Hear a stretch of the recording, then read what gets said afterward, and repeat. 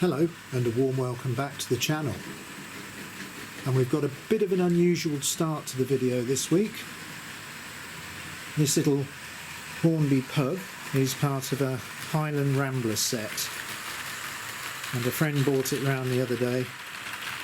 Stopped working, so I've spent a bit of time on it, stripped it all out and given it a good clean, and it's back now running absolutely great. It's got a little sort of can motor in it, Johnson type can motor, or Mabuchi, I don't know who makes them now, and it runs super smooth. And more interestingly, even though it's got finer flanges, seems to quite like running on this Super 4. So I just thought I'd give it a little run round on the layout today just to make sure there were no issues.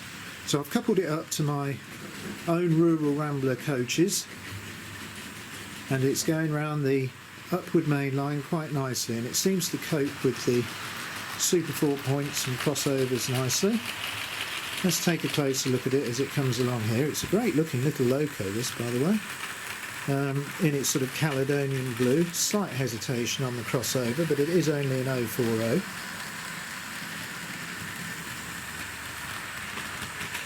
But that's running great, and I've got it set at a nice slow speed, so we'll let that go round for a minute. And on the downward main line I've got my 5-pole Ginty keeping it company, and that's pulling a mixture of Wren and Trian wagons, and that's just going round making its way to a freight depot. Now, before we run some other locos on the main lines, I thought I'd give you a look at the plans I'm making for this new locomotive storage area. Now, I did eventually find my turntable, so I thought it'd be great to incorporate it in this loco storage area. Now, we looked at these points the other day where the branch line comes off the main downward line, and I incorporated a fork off that I thought would go to a service area or loco sheds.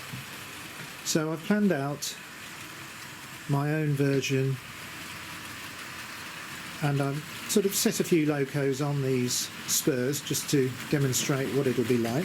Looks like it'll hold about 1, 2, 3, 7 or 8 locos. We've got a turntable here so we can turn them around. So it'll be nice to get some probably loco storage sheds up.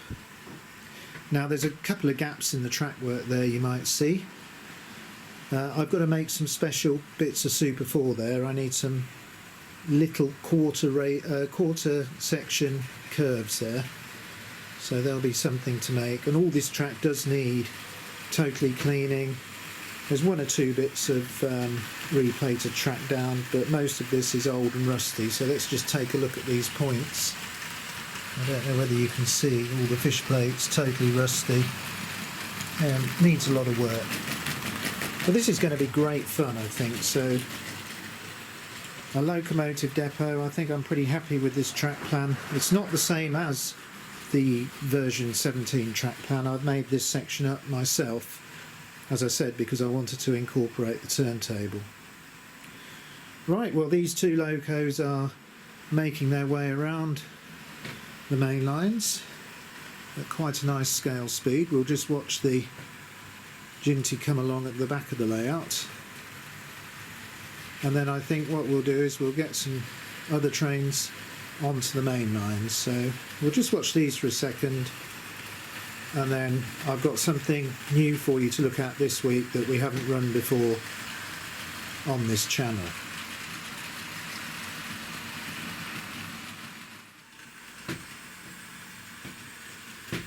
Okay, well, as this little saddle tank makes its way round the upward main line, I've had a bit of a reshuffle of locos, and we're going to get some new items running. So let's get back to the controls, and I need to open point C to get this little pug onto the double track loop, and then I think we'll just bring it to a halt there, quite near that great looking LMS Loco, Princess Elizabeth. Right, now I'm going to open points G and hopefully bring this tender-driven black 5 out onto the upward main line. It's got quite a lot of wagons behind it, so let's see how it does. Just feeding in the power.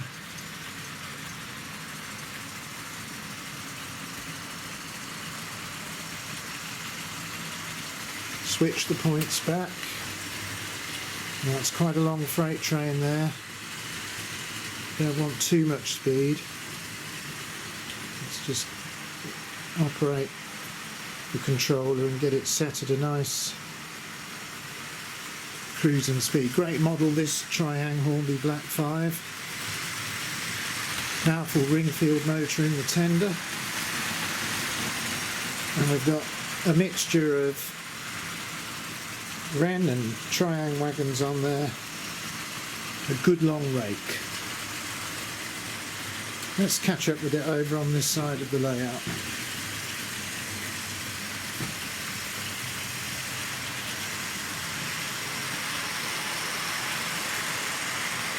Lovely smooth runner. Not bad for an early 1970s model.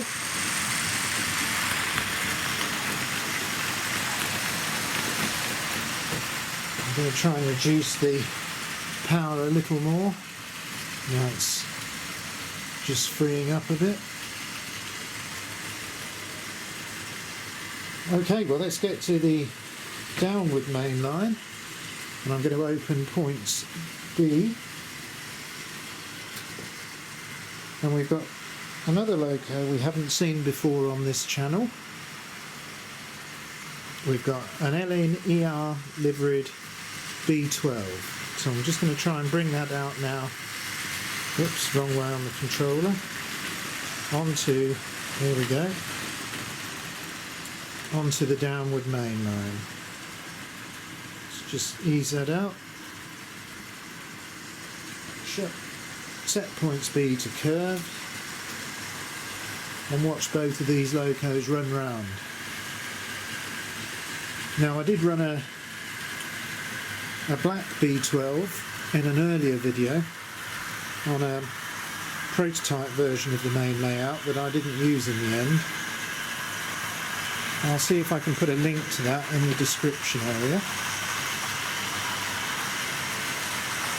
This one does have a smoke generator fitted, but like on most of my locos, when running at a nice slower speed, I just remove the smoke element so it just doesn't A, drain current, and B, wear out for nothing.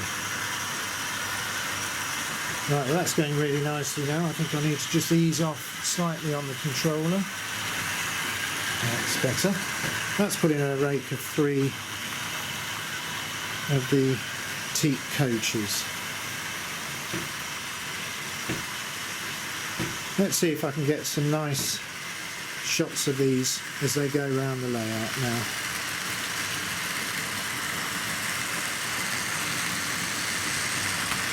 Great noise all these wagons are making, especially the Triang ones. Let's move into position to get a nice shot of the B12 as it comes round this third radius curve. Another great Triang loco.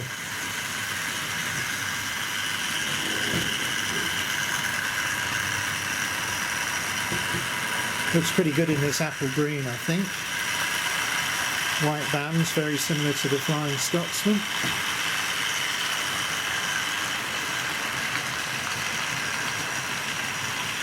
Just going under the up and over branch now, and along the back of the layout.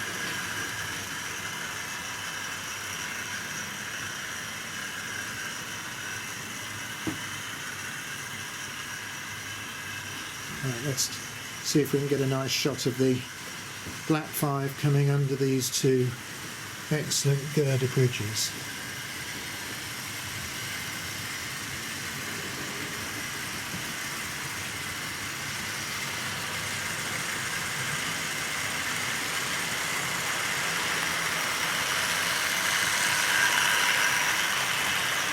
So 1, 2, 3, 4, 5, 6, 7, 8, 9, 10, 11, 12, 13, 14, 15, 16, 18 wagons there.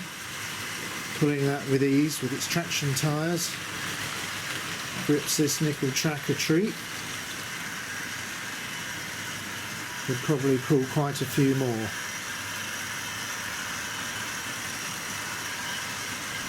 So while those two go around again, we'll just have another quick look at the Loco yard from another angle. I think it's going to fit quite nicely in there between the branch return loop and the branch line. So because it's a bi-directional line, the up and over branch, it means most locomotives can be recycled, turned around to whichever direction we want them, and then either stored or selected. I'm going to build quite a few isolators into these sections, so maybe the long section, I think probably the sections that come off the turntable will store 2 locos each, and then the other sidings will store 1.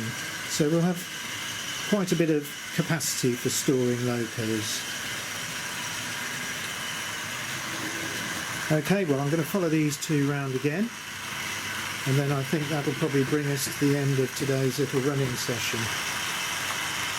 It's been a hectic week because with the end of lockdown I'm hoping to open up my workshop again and get back to work, so lots of preparations, and we've got Christmas coming up as well, so I'm sure everybody's busy. But it's nice to get a bit of time on the railway. So I think as we just watch this Black 5 come along the back of the layout with its heavy freight train,